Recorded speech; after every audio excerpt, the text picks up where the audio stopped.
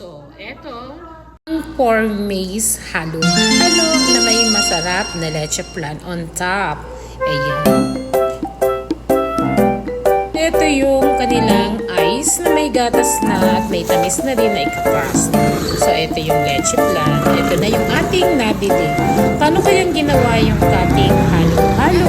Sa dami na gusto makatikim ng for maize halo-halo ay napakahaba ng pila. Tiis-tiis lang sa pila. Ano si Kuya interviewin natin? Tatanong natin sa kanya bakit for maize yung nakapangalan dito sa napaka-popular na leche na halo-halo dito sa Talavera na from Santo Domingo. Ano Kuya? Bakit daw Kuya for maize? Ay, kasi apat at nakapagod yan. For maize. Dahil ilang branches na kayo Kuya ang meron? Apat. Tapos pang lima yung balok na ginagawa. So, kung magpa-franchise sila Kuya, alam mo ba kung magkano yung franchise fee? Ay, hindi ka namin kasi mababas yung franchise dito. Ganon. Basta pwede nila kung magpa-franchise, pwede sa kanila or sila lang ang nagpa-franchise. Hindi lang kami lang po. Thank you. Ano yan? Ito po yung milky ice. Milky ice. So, ayan. Tapos, Mahilig po siya dito mismo sa ayan.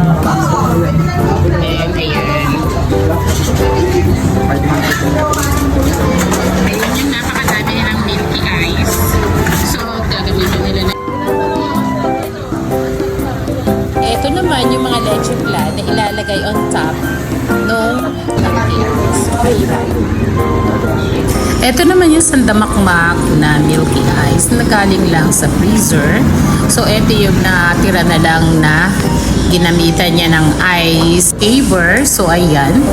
Dito natin ilalagay yung ice shaver na lusaw na nila. Ayan. Ito yung paano nilang ginagawa. So, ilalagay doon yung isang buo. Ayan. Tapos, ayan. Medyo ang sarap ngang magganito kaso nga lang mas maganda siguro kung malaki yung braso mo na maggaganito. Ayan na. Actually natikman ko to sa isang maganda malaking food chain din. Ganito yung ice nila. Ganyan din. May ice, may gatas na din siya talaga. So ayan, ilalagay siya sa loob, then lalagyan ng masarap na leche flan. Actually, kasarap niya dahil natikman ko. Pag ni-rate ko to, rate ko 10.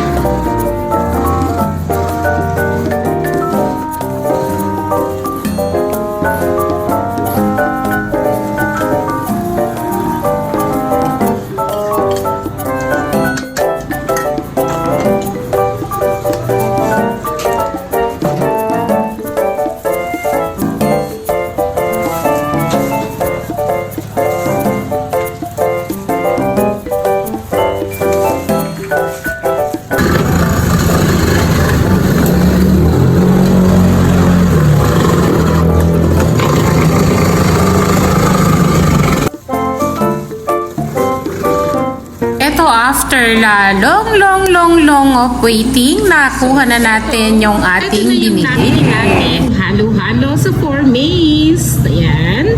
Ayan. Titikman natin kung ano yung lasa niya. So, eto na yung for maize na halo-halo. So, itatry natin kung yung lasa ay pasok. Sabi kasi nila, bumibili ako ng leche flan so wala pang available. Tomorrow daw, tsaka yung graham. Gusto ko din sanang tikman at i-rate natin kung ganun yung lasa. So, ang laki niya yung grande. So, ayan yung leche flan niya sa ibabaw. Yan. Titikman natin.